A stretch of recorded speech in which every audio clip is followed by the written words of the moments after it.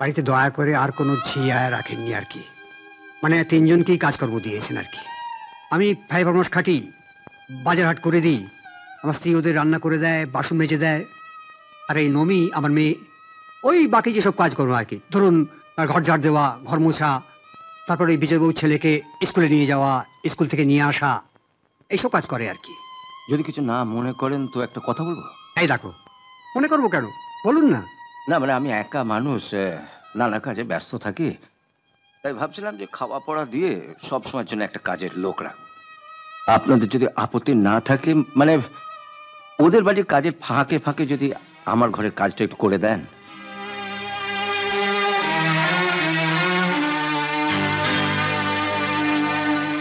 না ওনারা যা মাইনে দিচ্ছেন দিচ্ছেন, মানে আমার কাজের জন্য আমি আপনাদের মাসে 500 টাকা করে দেব। আমি আপনাদের আগাম 500 টাকা দিয়েও দিচ্ছি।